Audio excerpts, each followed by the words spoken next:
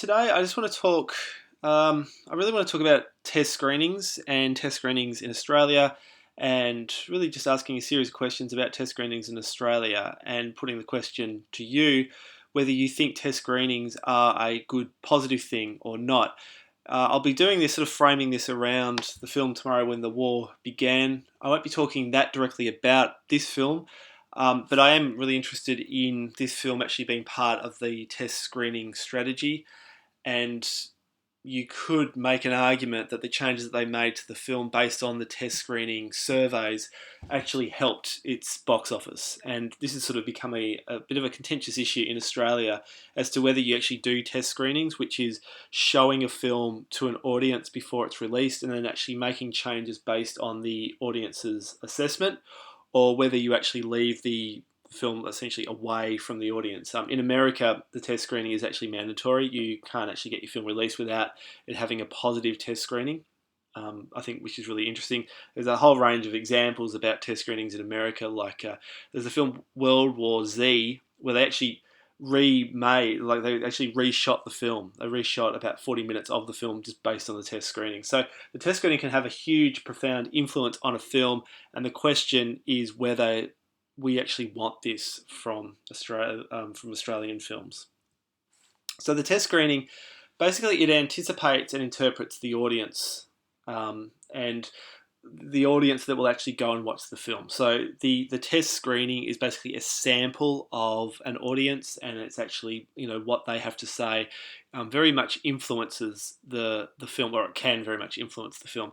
So the test audiences are given a series of questions about the film, its style, and whether they would recommend it to a friend. If anyone's ever done a test screening or been part of a test screening, I'd be really interested to hear what you actually have to say. What we're actually going to do in class is I'm going to give you a survey, a test screening survey to do, that we can actually do for Tomorrow When the War Began, and also the films over the following weeks, which could be a bit of fun. So the test screening offers an opportunity to correct problems missed by the production team. Often when teams are very much involved in a film, they kind of do miss particular things, and audiences, a fresh audience, fresh eyes can actually come and actually make some examples. Now the thing about the audience, the test audience, is they're not actually there to solve the problems of the film. All they're there to do is identify the problems of the film. And this can become very frustrating, where a test screening can be seen as being very negative and very against the film, and not actually offering any positive ways to sort of address the problems that are actually on the screen. Now, skeptics of the test screening, and there are many skeptics of the test screening, they feel like it dilutes the challenging ideas of a film. So if you've got a popular mainstream film, the test screening is actually fine. But if you've got the more complicated, interesting, challenging films, the test screening can actually, if they don't get the film, they don't get what the film is doing, can actually be very negative in what they have to say, and the changes may be forced against the film, which is actually to a detriment of the film more than actually helping it in a positive way. So I thought this was interesting, this list that I found. So this is the top grossing Australian films between sort of January 2010 and September 2011, right? And all of these films, all of the top grossing films for this period, actually had conducted test screenings. So you could make a very strong argument that test screenings does ultimately help the box office of a film. Just making particular changes to a film can actually help the release of the film. And you can see Tomorrow When the War Began is there, which made 16 million. Red Dog, of course, made 19 million, but I think it's grown, sort of crept over 20 million. Brand New Day, Animal Kingdom, a whole range of Australian films here, and different sorts of Australian films, which I think is important. And they all did test screenings, and they all made some changes to their final films.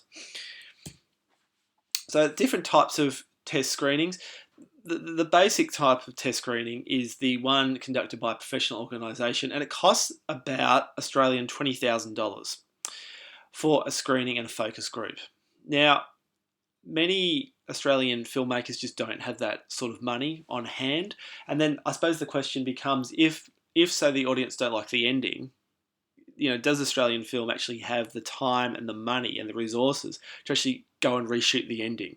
So the question with an Australian film is, what good will a test audience actually do to a film that is actually, it's made on a shoestring and actually has no money? I suppose the only changes that could be made would be in the editing room, and I suppose cuts to the film more than anything being added on. Now, many producers handle the test screening themselves, but this is fraught with many, many problems. Now, if you're handling the test screening yourself, the results can be very biased. You can really skew the audience to be looking at the film in a particular way and answering the film in a particular way. For instance, if you do an introduction to a film, right, you're actually saying to the audience, I want you to concentrate on these particular things with the film, right, which can skew it. Often, say in the multiplex or the wider distribution, you're not going to have a filmmaker in the theatre actually introducing the film. So that can really skew the results. Also, often the test screening conducted by filmmakers themselves, it means that the audience is essentially made up of family and friends. Family and friends who actually really, they want to like the film and they really, push themselves to like the film. So again, that can really skew the results. So the best test screening you can do is the one that, would cost about 20,000. Now, this is what John Rees had to say about test screenings. Do your own test screenings, get opinions, but don't show your film to everyone at once. Listen to what people are telling you, but again, filter it through your inner guide and vision.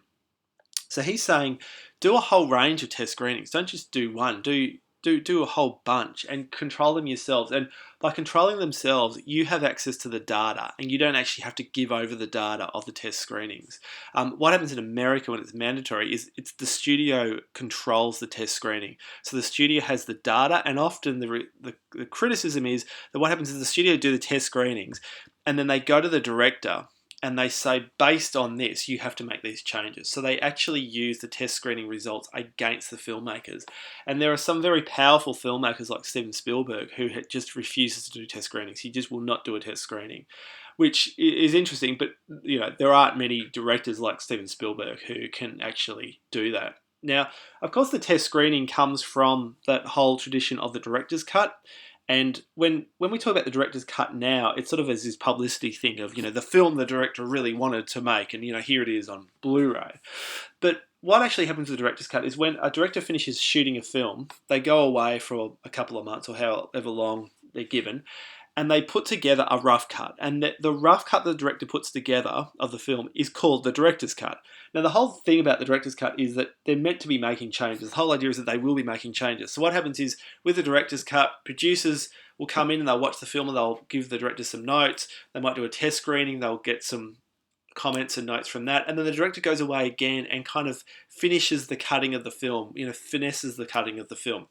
So that's where the whole tradition of the director's cut actually came from, which I think is kind of interesting that now when we think of the director's cut, we think of it as something completely different. But the whole idea of the test screening and all of that is that directors are always on the proviso that they will be making changes to the film.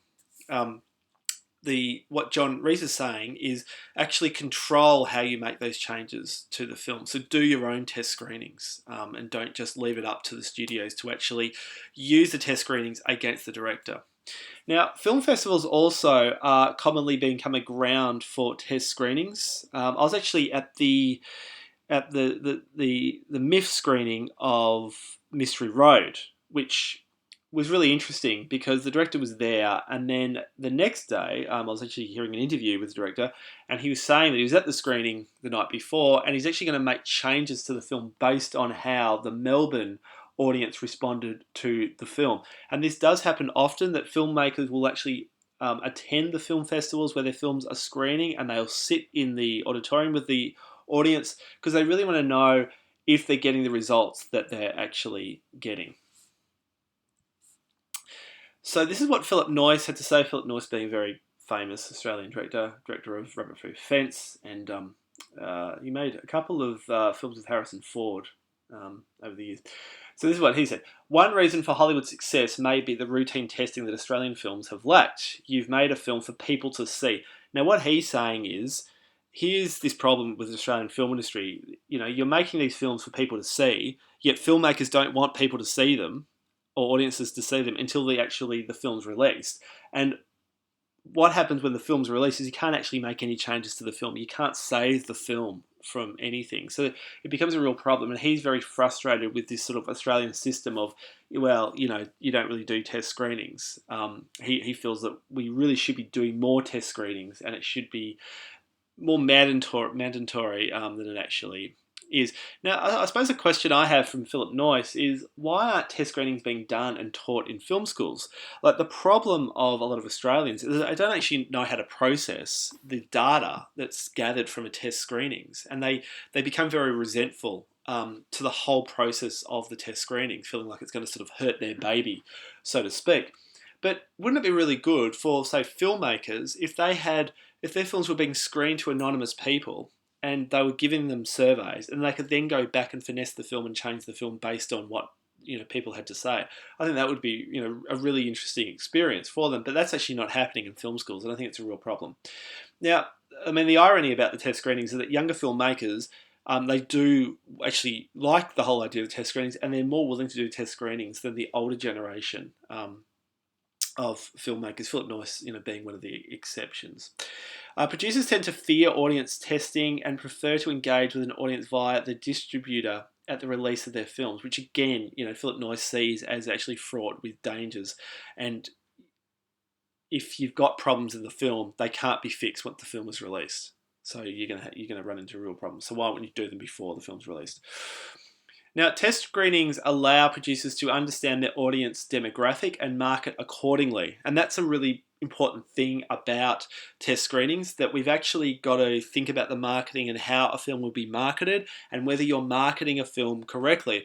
In this course so far, we've been looking at a lot of publicity posters, and it's really interesting how often students will pick up on just how bad the publicity poster is, or the problems of the publicity poster, or the problems of the demographic that you would assume for this film is actually not being represented in the publicity poster. Now, here's a couple of examples. So the test screening can get it wrong.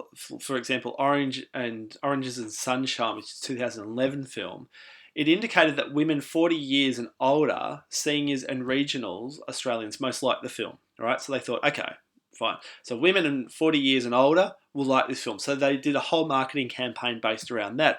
But what they found during the opening weekend was that younger people were the biggest numbers during that opening. But because the publicity didn't actually represent that, what happened is the film disappeared very, very quickly, because that demographic weren't really going beyond the opening weekend. Now, the film Snowtown was informed by a testing of about 300 people prior to the release of the film, was aged that 35 years and older were the people most interested in this film, and that South Australians and Victorians were most interested as well. So they did a whole campaign based around that demographic, and that actually helped. So it can go against. Sometimes, test screening can get it wrong, but often test screening does get it right. Now, Animal Kingdom is a really interesting film, because when they put the film together and cut the film together, they thought it was a bit of a boys' club sort of film, a true crime film, and they were going to promote it as a sort of an Australian true crime in the tradition of, say, a Goodfellas or something like that. And what they found from the test screenings, that everybody really liked Jackie Weaver, the Jackie Weaver matriarchal character. They found her just fascinating and compelling. So what they did based on that is they basically publicised the film around Jackie Weaver being the centre of the film. So you can see this poster here, but Jackie Weaver also did a lot of the publicity, and she really did the circuit. And of course, her career really went skyrocketing after this film, heading straight to Hollywood. She was nominated for an Academy Award, and she's done really well ever since. Now, test screenings, because of social media, it can actually create publicity buzz for your film. So the internet has introduced a new dimension to the screen marketing and testing. I suppose 30 years ago, you would do a test screening, but no one actually know how the test screening went and things like that. But now everybody who goes to a test screening has access to social media. They can actually broadcast, even before the film's released, what they thought of the film and the problems of the film. So it can work positively and it can work negatively. Social media has the potential to taint a film based on its test screenings, and it can actually hurt. And this is, again, why people have become very wary of the test screening. But the test screening of Mad Max Fury Road, it drew critical acclaim and provoked a buzz on social media even before the film was released.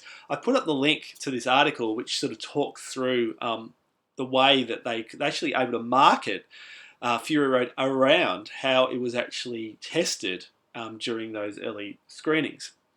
Now, filmmakers have to work more directly with audiences, with social media and the test screenings. This is really quite clear. So they have to work more directly with audiences to ensure that audiences are reading their film correctly. Now, I guess the question I have is this a positive or a negative? Are filmmakers actually making films that are going to challenge audiences, or are they now just catering to the basic primary needs of film audiences? And it's become a real sort of moment of tension. Do you just make sort of the popular, pleasing films, or do you actually make the challenging films? And I suppose it really asks a number of questions about the role of cinema in contemporary society. And if you think of a film like Ballabo, or even the Turning, Robert Connolly films, these aren't easy films to watch. They're not easy films to watch, and it's kind of interesting to think about, well, if he was just catering to an audience, how would he make his films differently, and would he make his films differently? So the test screening results, it's also another way to test success, and I don't really know why the test screening results aren't made available, because if you think about it, the results invite debate and qualitative assessment beyond box office measurements of value. And if, say, a film doesn't do as well at the box office as filmmaker hoped, but the film tested really well, it would be really great if those results were made available. And it's another way for us to talk critically about the film. So you can talk about the reviews, you can talk about box office, and you could also talk about the test screenings. A screening that people watched before they were influenced by reviews and by press and publicity. I think that would be really fascinating. It's a pity that the test screening results aren't made more available. It also ignored feedback before a film was finalised and is likely to be heard via social media. So that can be a problem. If you do test screening and you ignore the feedback, you're going to get the feedback. It's just a matter of when you're going to get the feedback. Do you want the feedback before the film's released so you can make changes, or do you actually want to hear about your feedback in a negative way via social media? So just a final word, or final questions really. Do test screenings help the smaller, more challenging films? And that's the question that I'm putting out to you. Would a test screening have forced Ballabo to change its ending? A lot of you didn't like the ending. You thought it was a bit corny. I actually don't mind the ending myself. I think it kind of rings true to it. But I know in the past, American students have said to me, why does he actually have to die at the end? Why can't you just actually stop the film before he dies? The film has made its point, you actually have to kill him off. So those kinds of things where you think, well, you could do that, but would that actually support and make the film stronger or not? Would a test screening have forced The Turning to cut its running time of 3 hours? Or for the film to be happier, a lot of you found The Turning extremely depressing and dark. Would a test screening actually cut away a lot of those really darker moments, and would that actually be a positive for the film? Now, of course, I'm sort of asking these questions and saying that test screenings or the audiences actually want just popular, happy films, and I'm not actually saying that at all, but you sort of do have to ask if one small sector of people or film watchers are assessing the film, and the film has to be made based on their assessment. Well, who are these people actually who are making the assessment, and is that actually a good thing? And just finally, would you be more inclined to see a film that had conducted test screenings? So say I said to you that Tomorrow When the War Began did a test screening, and the test screening went down really well. They made a few cuts based on the test screening, but it did really well. Would you be more interested to see that film than if I said we're seeing another film which had no test screening, refute the whole test screening process? Do you like the whole idea that your film that you're going to see has been tested with an audience and it kind of passed that test? I think that's a sort of an interesting place to leave this whole idea of the test screening. And the test screening is important. It's important to thinking about the film, thinking about how it's released, thinking about how it's promoted. And the test screening is really becoming a more prominent part of the industry through the marketing, the promotion, and the making of the film more than anything. So I'll leave it there, and I hope you enjoy Tomorrow When the War Began, a film that did have a test screening, and the test screening did very, very well. And based on that, as the filmmakers will tell you, it made 16 million at the box office, which for an Australian film is considered good stuff.